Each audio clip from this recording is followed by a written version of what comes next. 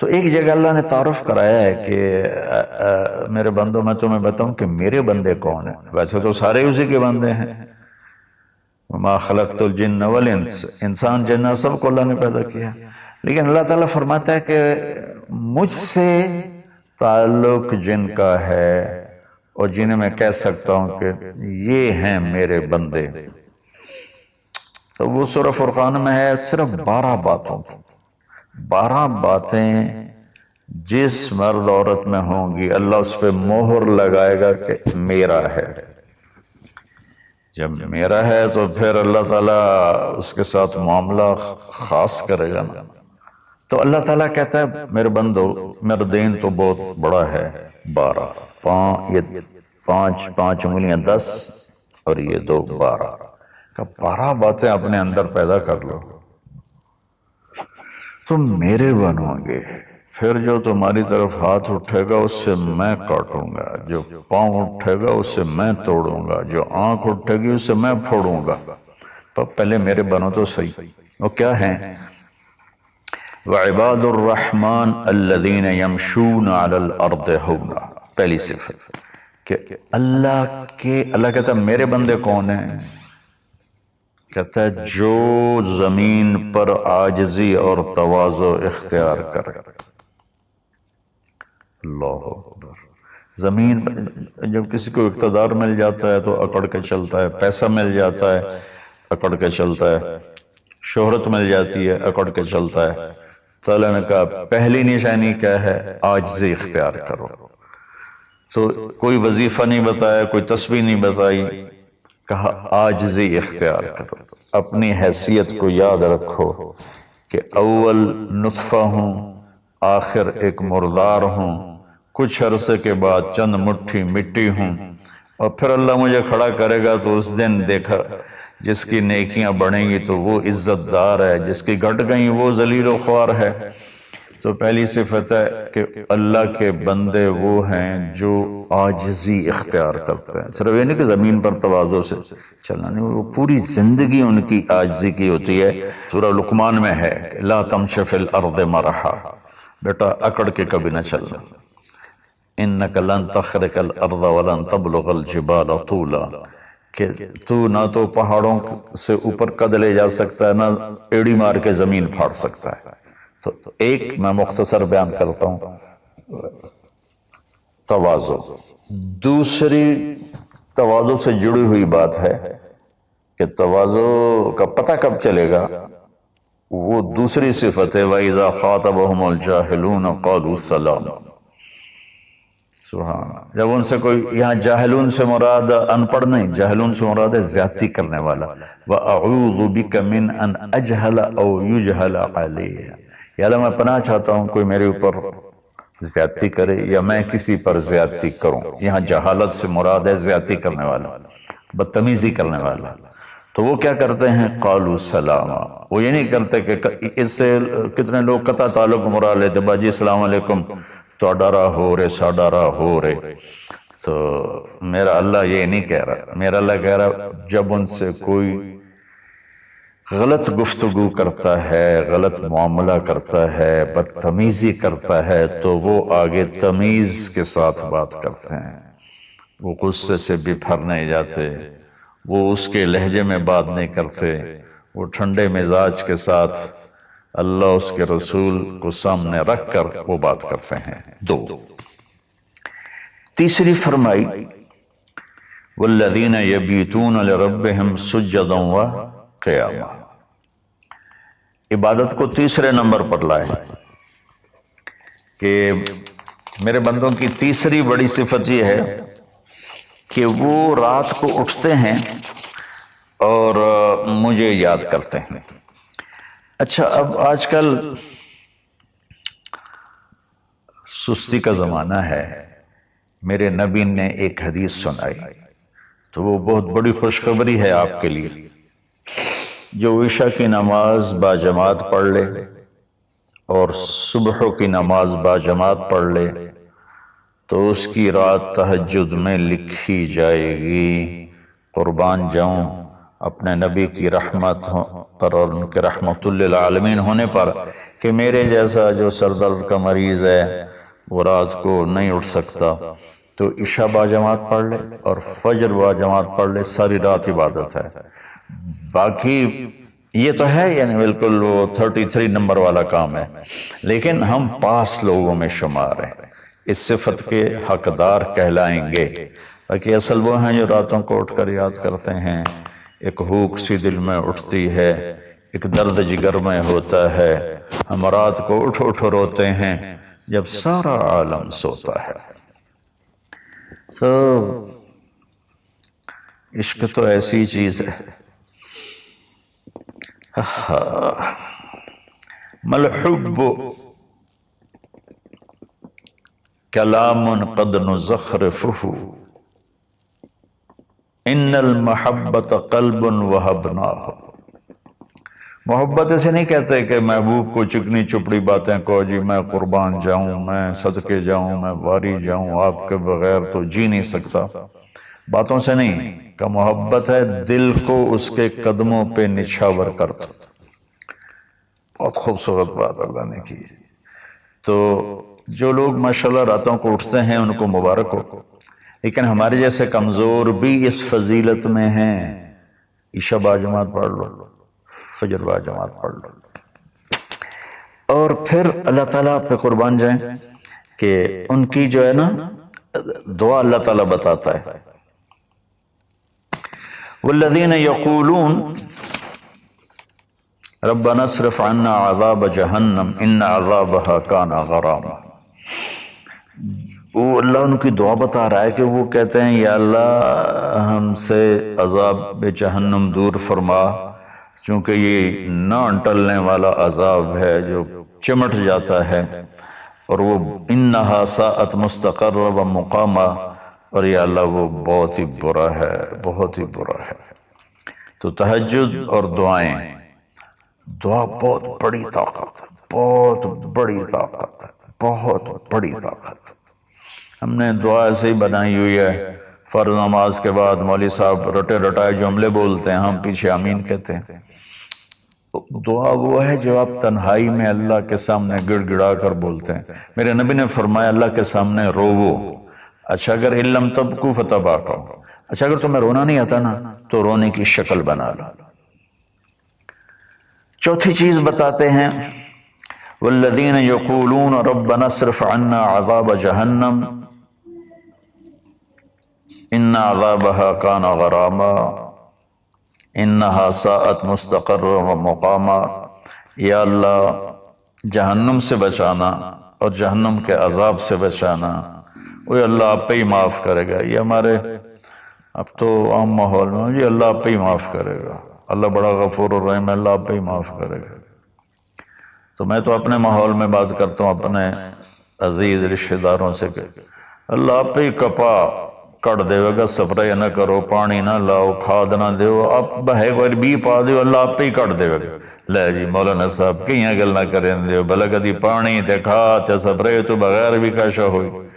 تو اللہ یہی کہہ رہا ہے کہ ڈرو مجھ سے اس جہنم کے عذاب سے اور اس سے بچاؤ کا راستہ اختیار کرو۔ پانچویں بات کیا ہے؟ والذین اذا انفقوا لم یسرفوا ولم یقتروا وکان بین ذلک قواما۔ بہت اعلیٰ چیز ہے، معیشت کو، اکانومی کو بہت خوبصورت انداز میں بتایا کہ میرے خاص بندے وہ ہیں۔ دیکھو اللہ نے دنیا کا بھی بیچ میں ڈالا، اللہ والے دنیا کو نہیں دیکھتے، اللہ والے چٹائیوں پہ سوتے ہیں، اللہ والے بادشاہوں سے نہیں ملتے ہیں، اللہ والوں کے پاس جایا جاتا ہے، اللہ والے کسی کے پاس نہیں جاتے ہیں۔ ارے سب سے بڑے اللہ والے تو نبی ہیں، اللہ نے فرعون کے پاس بھیجا موسیٰ علیہ السلام کو، اور کائنات کی افضل ترین ہستی اللہ کے بعد میرے نبی ہیں، ابو جہل کے پاس بھیجا۔ تو یہاں ان کی معیشت کو بتایا جا رہا ہے کہ میرے بندے وہ ہیں جتنا ہم نے ان کو دیا ہے اس سے بڑھ کر خرچ نہیں کرتے۔ قرضے اٹھا لیے، شادی آ گئی، اس پر مجھے ایک بتا رہا تھا ساتھی کہ ایک آدمی نے اپنے بچے کی شادی کی تو 40 لاکھ کی آتش بازی چھوڑی۔ یہ اللہ اس سے منع کر رہا ہے کہ میرے بندے وہ ہیں کہ جو ایسے نام و نام 40 لاکھ روپے کو آگ لگا دی، اس 40 لاکھ روپے پر کتنے غریب بچیوں کی شادیاں ہو جاتی، کتنے مریضوں کا علاج ہو جاتا۔ وَلَمْ يَقْتُرُوا، دوسری بات کہ جتنا دیا ہے اس سے اوپر نہیں جاتے کہ قرضوں میں چلے جائیں، اکانومی برباد ہو گئی۔ اور وَلَمْ يَقْتُرُوا، اور جتنا دیا ہے اس سے کم بھی خرچ نہیں کرتے، کنجوس نہیں ہوتے، بخیل نہیں ہوتے، لالچی نہیں ہوتے۔ یہ چیز بھی اکانومی کو ہٹ کرتی ہے کہ بس جوڑتے جاؤ اور اس کو آگے بڑھاؤ نہیں، اس کو آگے دو نہیں۔ تو اللہ تعالیٰ پہ قربان جاؤں، اس نے خاص طور پر ہمارے معاشرے میں اللہ والا وہ سمجھا جاتا ہے جس کو دنیا کی خبر ہی کوئی نہ ہو، اور اللہ والا وہ ہوتا ہے جو بس مسلح پہ بیٹھا رہتا ہے۔ اور اللہ تعالیٰ یہاں ان کی اکانومی کو بتا رہا ہے کہ وہ کام کرتے ہیں، کاروبار کرتے ہیں، وہ تجارت کرتے ہیں، وہ زراعت کرتے ہیں، وہ حکومت کرتے ہیں۔ ابو بکر سے بڑھ کے اللہ والا کون ہوگا؟ خلفائے اربعہ سے بڑھ کے اللہ والا کون ہوگا؟ تو وہ اپنے خرچ کو بیلنس کرتے ہیں۔ کل پرسوں ایک ساتھی بات کر رہا تھا، اصحاب صفہ تو چٹائیوں پہ بھوکے لیٹے رہتے تھے۔ شروع کی باتیں ہیں، عبد الرحمن بن عوف ٹاپ 10 صحابہ میں ہیں، ٹاپ 10 صحابہ میں۔ جب ان کا انتقال ہوا تو ان کی 4 بیویوں کو جو 1/8 ملا وہ 48,000 دینار تھے، تو آج کے لحاظ سے وہ 12 ارب روپیہ بنتا ہے۔ جس آدمی کا 1/8 12 ارب ہو تو پورا کتنا ہوگا؟ اور 10,000 بکریاں، 1,000 اونٹ، 1,000 گھوڑے، اور شام، عراق، مصر، حجاز میں زمینیں، جائیدادیں، باغات۔ یہ تو پھر اللہ والی کوئی نہیں، اور اللہ کا نبی کہہ رہا ہے یہ ابو بکر جنتی، عمر جنتی، عثمان جنتی، علی جنتی، طلحہ جنتی، زبیر جنتی، عبد الرحمن بن عوف جنتی، اور ابو عبیدہ بن جراح جنتی، سعد بن ابو وقاص جنتی، اور سعید بن زید جنتی۔ یہ سب بڑے، 4 تو ویسے ہی حکمران ہیں، خلفاء ہیں، اور حضرت زبیر کے 1,000 غلام تھے جو ان کی کھیتی باڑی اور تجارت کو سنبھالتے تھے، اور حضرت طلحہ کے امپورٹ ایکسپورٹ کے لیے بحری جہاز چلتے تھے۔ سعد بن ابی وقاص کا وہ مدینے کی جنوب کی طرف وادی عقیق ہے جو آج کے زمانے کا ڈیفنس کہہ لیں، وہاں ان کا سرخ پتھر کے سے بنا ہوا محل تھا۔ تو چونکہ پوری سیرت ہمارے سامنے نہیں تو بس وہ ایک ہی چیز دیکھتے ہیں کہ بس یہ اللہ والے تو پھٹے کپڑے ہوتے ہیں، اللہ والے تو کسی سے ملتے ہی نہیں، اللہ والوں تو ستو پھانک کے زندگی گزار لیتے ہیں۔ جب اللہ نے صحابہ کو مال دیا تو عثمان رضی اللہ تعالی عنہ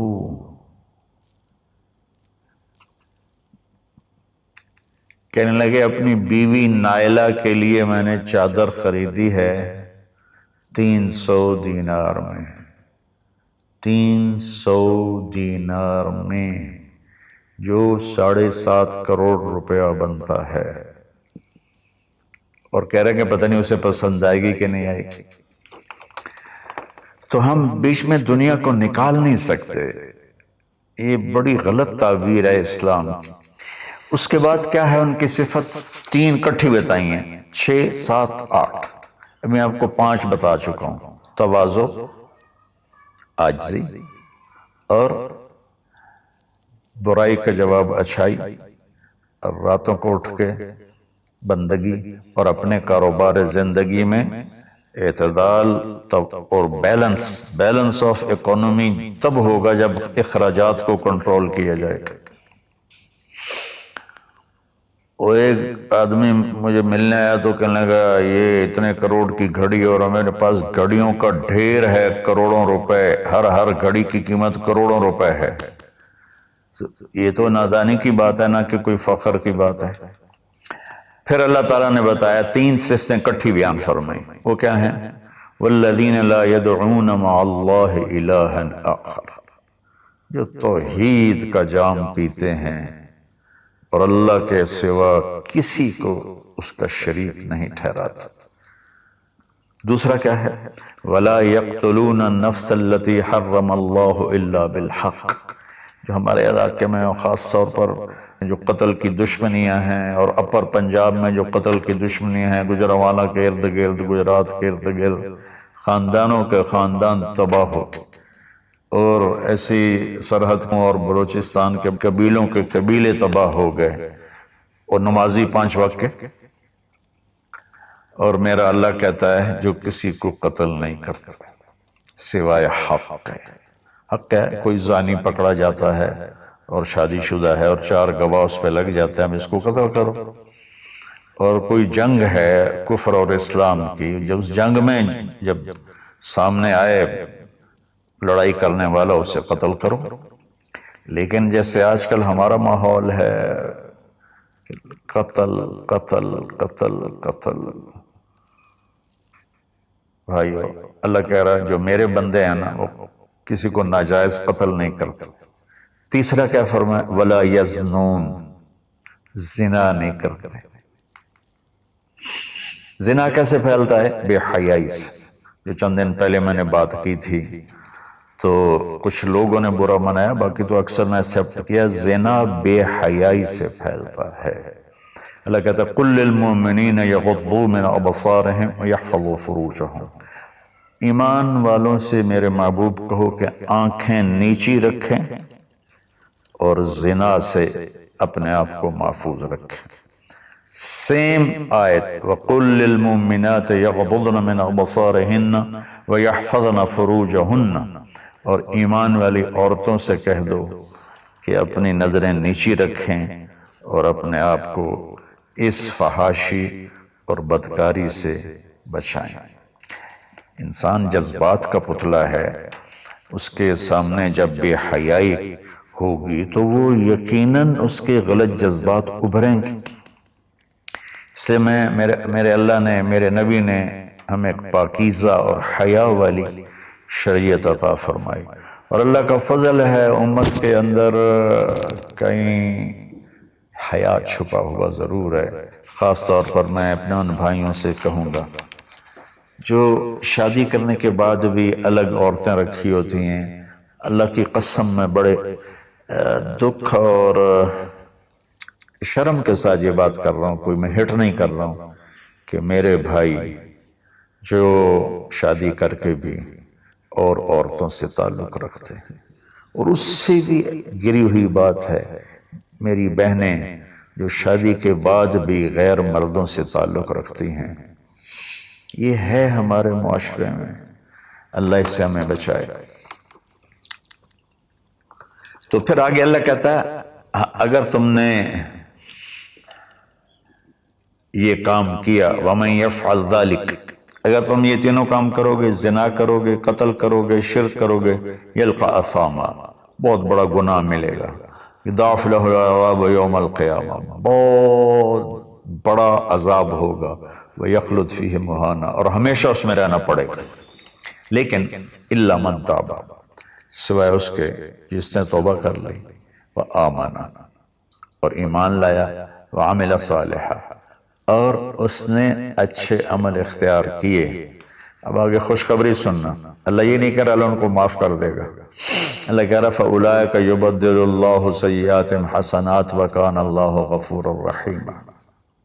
اللہ تعالیٰ فرما رہے ہیں کہ ہائے ہائے، اگر تم توبہ کر لو گے نا، ایمان لے آؤ گے، اچھے عمل کرو گے، تو میں صرف تمہیں معاف نہیں کروں گا، تمہاری برائیاں مٹا کے وہاں نیکیاں لکھ دوں گا۔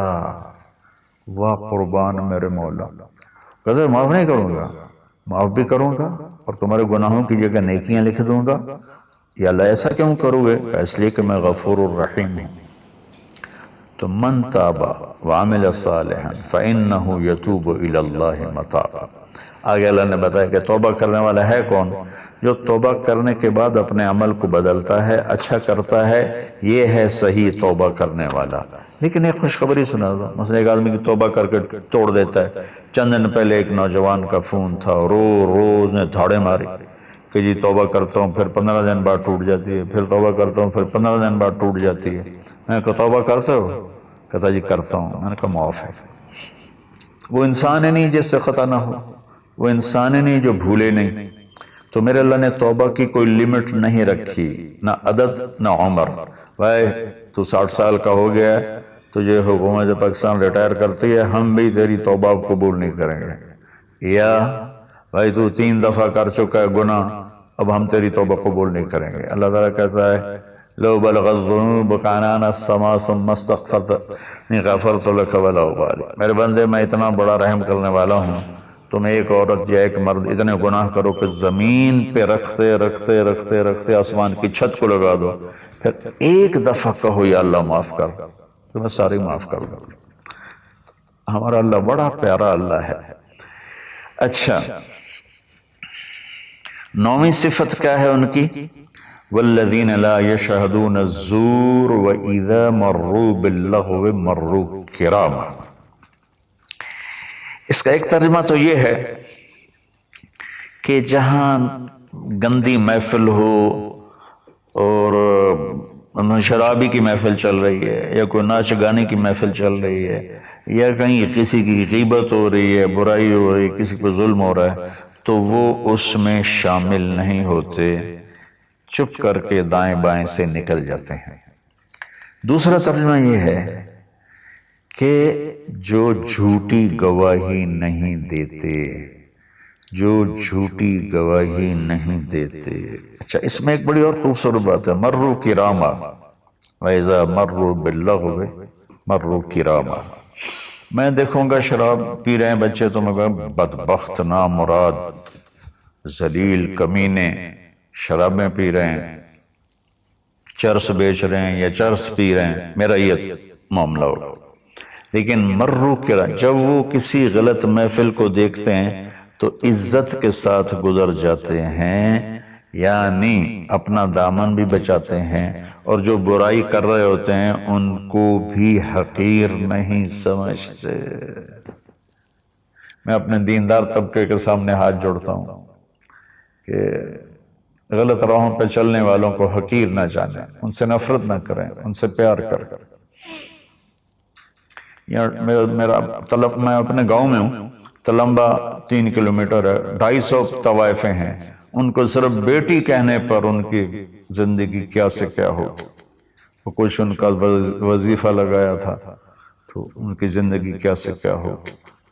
تو بھائی کسی کو حقیر نہ جانو، کسی سے نفرت نہ کرو، چاہے کوئی غیر مسلم ہے، چاہے کوئی مسلم ہے لیکن تمہارے عقائد کے خلاف ہے، یا تمہارا جھگڑا ہے، تمہیں لڑائی ہے، یا وہ زانی ہے، شرابی ہے، جواری ہے، نفرت نہ کر، نفرت نہ کر، نفرت نہ کر. اور 10ویں ہو گئی وَإِذَا مَرُّوا بِاللَّغْوِ مَرُّوا كِرَامًا، کہ وَالَّذِينَ إِذَا ذُكِّرُوا بِآيَاتِ رَبِّهِمْ لَمْ يَخِرُّوا عَلَيْهَا صُمًّا وَعُمْيَانًا. جب ان کے سامنے اللہ کی بات آتی ہے تو سننے سے انکار نہیں کرتے، یعنی آنکھیں بند نہیں کرتے، کان بند نہیں کرتے، کہ جیسے اندھے اور بہرے پر چیز پیش کرو تو اسے پتہ نہیں لگے گا. تو میرا اللہ کہہ رہا ہے کہ جب ان کے سامنے میری بات آتی ہے، میرا قرآن آتا ہے، میرے نبی کا فرمان آتا ہے، تو اندھے بہرے نہیں ہوتے بلکہ غور کر کے سنتے ہیں، غور کر کے سنتے ہیں. تو اللہ ایک ان کی صفت یہ بتا رہے ہیں کہ وہ اللہ کا کلام سنتے ہیں تو تاثر لیتے ہیں اور اپنے آپ کو بدلتے ہیں، اور اپنے گناہوں پر باقی نہیں رہتے بلکہ اپنے آپ کو توبہ کرتے ہیں اللہ کے سامنے. پھر جب توبہ ٹوٹ جائے پھر رو دھو کے توبہ کرتے ہیں. 11. 12ویں صفت کیا ہے؟ سبحان اللہ. واہ جی واہ. اللہ والوں کو تو بیوی بچوں کی بھی پرواہ نہیں ہوتی. اللہ والوں کے گھروں میں تو فاقے ہوتے ہیں. اب یہ اللہ والوں کی بات بتا رہا ہوں. والذین یقولون ربنا هب لنا من ازواجنا وذریاتنا قرۃ اعین وجعلنا للمتقین اماما. سبحان اللہ. جو کہتے ہیں یا اللہ ہمیں ہمارے ازواج یعنی بیویاں، ہماری اولادیں ایسی دے جو آنکھوں کی ٹھنڈک بن جائیں، اور ہمیں متقین کا سردار بنا، امام بنا. اپنی وجاہت مانگتے ہیں، وجاہت. اچھا، حب، وہب، آتا، اعطا، تین لفظ ہیں دینے کے. آتا دیا، اعطا دیا، وہب دیا، لیکن تینوں کے مطلب الگ الگ ہے.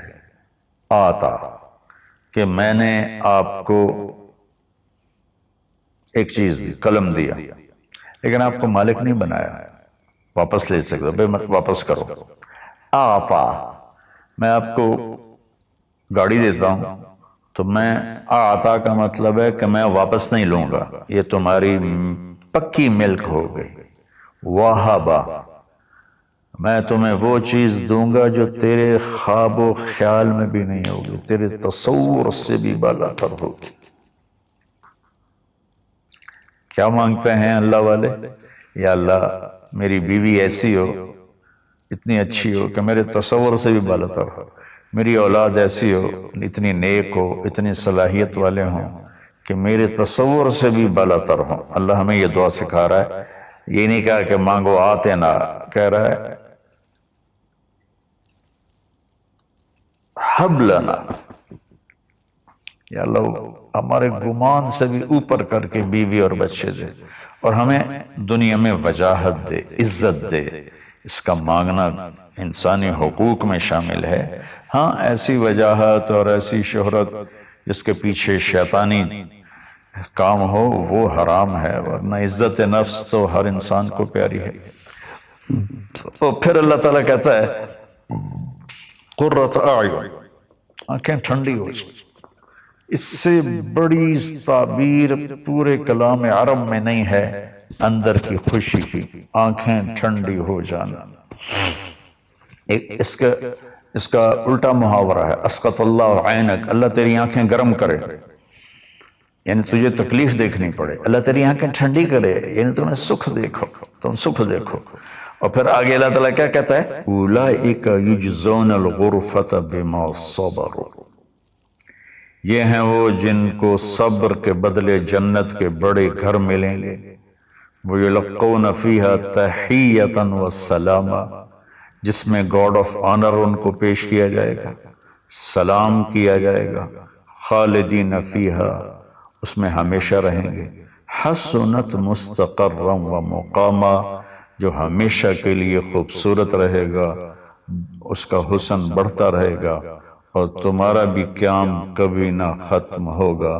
میری بات تھوڑی لمبی ہو گئی، معافی چاہتا ہوں، لیکن میرے دوستو اللہ کے واسطے جو کام کرو اللہ کے بندے بن کے کرو. سیاست کرنی ہے اللہ کے بندے بن کے کرو، تجارت کرنی ہے اللہ کے بندے بن کے کرو، ملازمت کرنی ہے اللہ کے بندے بن کے کرو، زراعت کرنی ہے اللہ کے بندے بن کے کرو.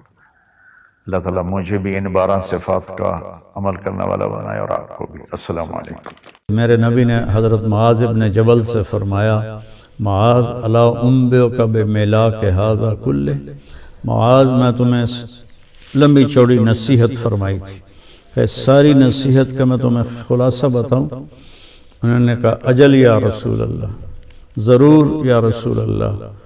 تو فاحوا باصبعیہ الی لسانہ، تو اپنے زبان کو باہر نکالا اور یوں کینچی بنائی اور اس کو یوں پکڑا، اور پھر فرمایا کف ھذا، اے معاذ اپنی زبان پہ قابو رکھنا. وہ کہنے لگے یا رسول اللہ انواخذ بما نقول، جو ہم بولتے ہیں اس کا بھی حساب ہے؟ تو آپ نے فرمایا سکلت کا امک یبن جبل، ارے جبل کے بیٹے تیری ماں تجھے روئے. وَهَلْ يَكُبُّ النَّاسَ فِي نَارِ جَهَنَّمَ إِلَّا حَصَائِدُ أَلْسِنَتِهِمْ، تمہیں پتہ ہے سب سے زیادہ جہنم میں دھکا دینے والی یہ زبان ہوگی.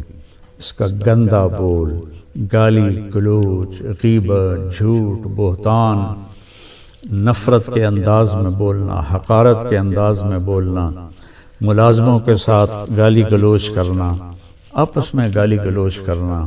اور خاص طور پر میں جو حضرات یوٹیوب پر بیٹھ کے دین کے درس دے رہے ہیں ان کے آگے ہاتھ جوڑتا ہوں، اللہ کے واسطے اپنی زبان ٹھیک کرو، اپنی زبان ٹھیک کرو، اپنی زبان ٹھیک کرو۔ ایسے میرے نبی کے بارے میں آتا ہے ما کان فاحشا متفحشا، میرے نبی کبھی بھی بدخوئی اور بد کلامی کرنے والے نہیں تھے۔ اور میرے اللہ نے فرمایا فَبِمَا رَحْمَةٍ مِّنَ اللَّهِ لِنْتَ لَهُمْ وَلَوْ كُنْتَ فَظًّا غَلِيظَ الْقَلْبِ لَانفَضُّوا مِنْ حَوْلِكَ، میرے محبوب آپ کے رب کی بہت بڑی رحمت آپ پہ نازل ہوئی تو آپ نرم ہو گئے اپنی امت کے لیے۔ اگر آپ کی زبان کا بول سخت ہوتا اور مزاج میں شدت ہوتی تو لَانفَضُّوا، افراتفری میں جب لوگ بھاگتے ہیں نا تو اس کو انفزاز کہتے ہیں۔ جیسے کہیں کوئی دھماکہ ہو جائے تو لوگ افراتفری میں بھاگتے ہیں جدھر جس کا منہ ہوتا ہے۔ تو اللہ تعالیٰ فرما رہے ہیں یہ صحابہ جن کے بارے میں اللہ نے کہا کُلًّا وعد اللہ الحسنى، میرے محبوب تیرے صحابہ کے لیے تیرے رب کا جنت کا وعدہ ہے۔ تو ان کے بارے میں اللہ کہہ رہا ہے یہ سارے بھاگ جاتے آپ کو چھوڑ جاتے۔ تو بھائیو اکثر جو میں تو سنتا ہی نہیں ہوں، میرے سر میں درد رہتا ہے، لیکن کبھی کبھار کان میں پڑ جاتی ہے بات تو اتنا شدید لہجہ ہوتا ہے اور اتنا حقارت آمیز لہجہ ہوتا ہے اور اتنا نفرت سے بھرا ہوا ہوتا ہے، خاص طور پر مذہبی معاملات میں اور اختلافی مسائل میں اس قدر وہ آتش فشاں پہاڑ بن جاتے ہیں کہ ان کے منہ سے آگ نکلتی ہے۔ تو میرے نبی کی زندگی سیکھو کہ آپ نے کس طرح نرم رویے سے عرب کے سارے بت پرستوں کو رام کیا۔ تو میں سارے بھائی بہنوں سے کہتا ہوں یہ وبا، یہ بلا ہمارے گھروں میں ہے، عورتوں میں ہے، مردوں میں ہے۔ صرف خطیبوں کی بات نہیں کر رہا، خطیب چونکہ ممبر پہ لوگوں کو خطاب کر رہا ہوتا ہے یا وہ یوٹیوب پہ لوگوں کو خطاب کر رہا ہوتا ہے تو اس کی زبان میں اگر زہر ہو تو وہ کیا دین کا کام کر رہا ہے؟ وہ کوئی اور ہی کر رہا ہے، دین کا کام نہیں کر رہا ہے۔ میرے نبی نے، میرے اللہ نے فرعون کے پاس موسیٰ علیہ السلام کو بھیجا۔ فرعون سے بڑا مجرم شاید ہی کوئی ہو جس نے کہا انا ربکم الاعلی۔ تو اللہ نے دونوں بھائیوں سے فرمایا فقولا لہ قولا لینا، کہ موسیٰ ہارون فرعون کے ساتھ نرم لہجے میں بات کرنا۔ آپ اپنے اختلاف کو ظاہر کریں، لیکن اوروں کے یہ نفرت کا بول اور حقارت کا بول یہ اللہ کے ہاں بالکل پسندیدہ نہیں۔ اور اس بول میں، اس لہجے میں بات کرنا یہ کوئی دین کی بات نہیں ہے، یہ نفس کی شرارت ہے۔ تو میری آپ سے گزارش ہے میٹھا بول بولیں، اگلے کو عزت دیتے ہوئے اختلاف رائے کریں، نہ کہ نفرت و حقارت کے شعلے برساتی ہوئی زبان ہو اور اگلوں کا دل چیر کے رکھ دے۔ اور سارے گھر میں مستورات اور مرد سب سے کہتا ہوں کہ اپنی زبان کے بول کو میٹھا کر لیں، اپنے نوکروں نوکرانیوں کے ساتھ خاص طور پر درگزر اور نرمی کا معاملہ کریں، سختی کا معاملہ نہ کریں۔ ایک صحابی نے آ کر کہا یا رسول اللہ، میرا خادم ہے، غلام، وہ غلط کام کرتا ہے تو میں اس کی پٹائی کرتا ہوں، تو اس کا کیا معاملہ ہوگا آخرت میں؟ آپ نے فرمایا تیری پٹائی کو اور اس کی غلطی کو تولا جائے گا، اگر تیری پٹائی بڑھ گئی تو پکڑا جائے گا۔ اور تو وہ زارو قطار رونے لگے اور کہنے لگے یا رسول اللہ، اس کا یہی علاج ہے کہ میں اسے آزاد کر دوں۔ تو انہوں نے اپنے غلام کو آزاد کر دیا۔ تو میری منت ہے اپنے بچوں کے ساتھ کبھی طنز والا بول نہ بولیں، بیوی کے ساتھ کبھی طنزیہ بول نہ بولیں، طنز مار دیتا ہے، تانا مار دیتا ہے۔ اپنے خامند کے ساتھ کبھی طنزیہ بول نہ بولیں، ماں باپ کے ساتھ خاص طور پر کبھی ایسا بول نہ بولیں کہ ان کے آنسو نکل آئیں یا ان کا دل ٹوٹ جائے۔ ماں باپ کی فریاد سارا مقدر بگاڑ کے رکھ دیتی ہے، اور ماں باپ کی دعا بیڑے مقدر سنوار دیتی ہے، وہاں تک پہنچتی ہے جہاں کوئی شے بھی نہیں پہنچتی۔ اپنے بہن بھائی، اپنے دوست احباب سب کے ساتھ محبت بھری بات کریں۔ کبھی کوئی ہو جائے بول ایسا انسان ہے تو پھر فوراً معافی مانگ لیں، اس سے معافی مانگ لیں۔ میں قربان جاؤں، جنگ خندق میں جب شکست ہوئی پہلے تو صحابہ بھاگے تو ایک صحابی کا پاؤں میرے نبی کے پاؤں پر آ گیا، تو وہ جوتا جنگ والا تھا، سخت، تاکہ تلوار اثر نہ کرے، تو آپ کے پاؤں پہ وہ اس کا پاؤں آیا تو آپ کو درد ہوا، تو آپ کے ہاتھ میں چھوٹی سی چھڑی تھی، آپ نے اس کو ایسے ماری اور کہا اوجعتنی، تو نے مجھے تکلیف پہنچائی۔ چھوٹی سی چھڑی، انہوں نے زرہ پہنی ہوئی ہے، زرہ پر تو تلوار اثر نہیں کرتی، اس چھڑی نے کیا اثر کرنا تھا۔ تو اس صحابی نے وہ سن لیا کہ میرے نبی فرما رہے ہیں اوجعتنی، تو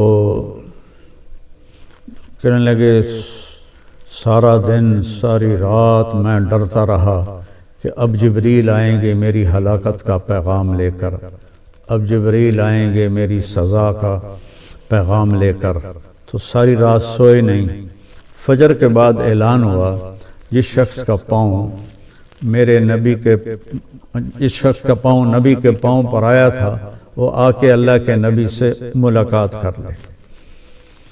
تو وہ کہنے لگے بس ہو گئی نا وہی بات جس کا مجھے ڈر تھا، اب دیکھو پتہ نہیں کیا عذاب کا فیصلہ ہوتا ہے۔ وہ کانپتے ہوئے ڈرتے ہوئے تشریف لائے، تو آپ اسے دیکھ کر مسکرائے اور فرمایا میرے پیارے، کل میں نے تمہیں چھڑی مار دی تھی، میں اس کی آپ سے معافی مانگتا ہوں، اور یہ 100 اونٹ آپ کو اس کے بدلے میں ہدیہ کرتا ہوں۔ یہ میرے نبی کا معاملہ تھا۔ ہم لوگوں کے دل توڑ کر، کفر کے فتوے لگا کر، ایک دوسرے کو کافر کہہ کر، ہم ایسے اپنے غصے کی آگ میں جل بھن رہے ہوتے ہیں، تو ہماری بات کہاں اللہ کی بارگاہ میں قبول ہوگی۔ تو بھائیو، اختلاف کے بھی آداب سیکھو، اختلاف رائے کے بھی آداب سیکھو، اور بولنے کے بھی آداب سیکھو کہ ماں باپ سے کیسے بولنا ہے، بیوی سے، بچوں سے، خامند سے، بہن بھائیوں سے، اپنوں سے، غیروں سے، کوئی ایسا بول نہ نکلے۔ ابو دجانہ رضی اللہ تعالیٰ عنہ بہت بڑے صحابی ہیں، تو وہ فرمانے لگے ایک دن کہ میں تمہیں بتاؤں میری بخشش کا سب سے بڑا عمل یہ ہے کہ میری زبان سے کسی کو دکھ نہیں پہنچا اور میرے دل میں کسی کے لیے نفرت نہیں ہے۔ تو یہی 2 باتیں سارا معاشرہ اپنا لے، اور خاص طور پر جو ممبروں پر، یوٹیوب پر لوگوں کو دین سنا رہے ہیں، وہ خاص طور پر اس کو اپنائیں، ایک اچھی مثال پیش کریں، ایک اچھی مثال پیش کریں۔ گالم گلوچ اور بد زبانی میرے اللہ کی بارگاہ میں ہرگز قبول نہیں ہے۔